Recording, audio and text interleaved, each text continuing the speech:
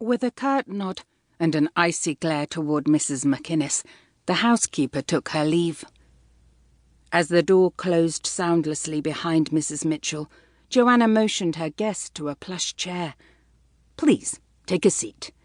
I'll pour you a cup of tea." The widow's mouth thinned to a slash. "There's no time. I cannot take the chance." She dropped her gaze to the Aubusson carpet for a long moment, before meeting Johanna's eyes. "Your brother-in-law, he's gone out of the country, to Scotland." Something in the widow's tone set Johanna's nerves on edge. She pinched the bridge of her nose between her forefinger and thumb.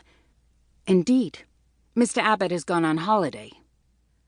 Eleanor McInnes narrowed her piercing grey eyes. "He lied to you. He had dealings in the Highlands, matters of a most nefarious nature." How very peculiar. Where had the widow come by such a bizarre notion? Johanna slowly shook her head. Best to be gentle with the distraught woman.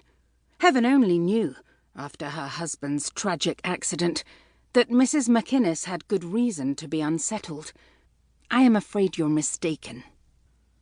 Johanna hadn't believed it possible, but the widow's lips drew even more taut as her attention darted over the bookshelves. "My husband was a collector of antiquities. Those relics were his life. And his death." "Mrs. McInnes, I don't understand." The widow caught Johanna's hand in hers.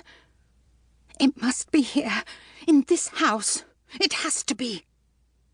Her voice was low, controlled, yet tinged with desperation. Had she gone mad with grief? "What is it you seek? Please, you must explain." Mrs. McInnes moved to the window. Going pale as fresh-washed linen, she made a little gasp. "Dear God, they know! They know I've come to warn you!"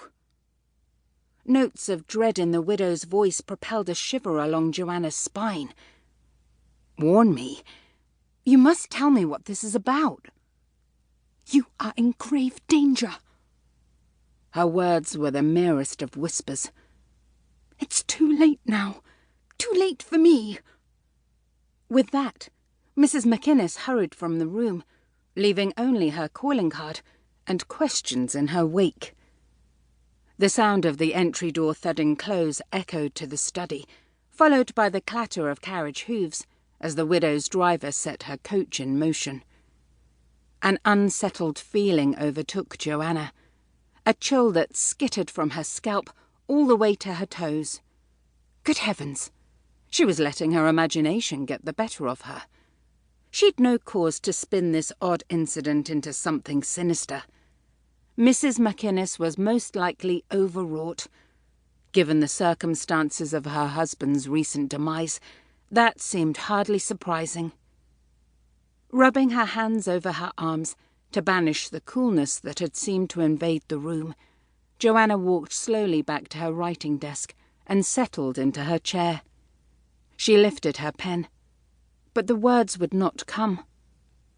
The clock on the bookshelf taunted her, its pendulum swinging in a relentless rhythm, marking seconds that turned into minutes.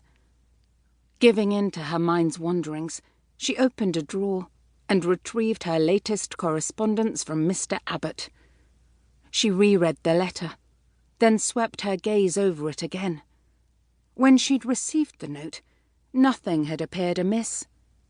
His words had been terse, in contrast to her brother-in-law's generally effusive personality, and his usually precise script had gone a bit unruly, but she'd thought little of it. Now, a shiver traced an icy path over her nape. Had the missive borne a hidden warning? She folded the letter and placed it inside the desk. With a turn of the lock, she latched the drawer, then stashed the key between two books on the shelf. She paused. She'd no cause to worry that Mrs. Mitchell would betray her trust. Why had she felt the need to secure the letter? The expression on Mrs. McInnes's drawn features played in her thoughts. Johanna had seen...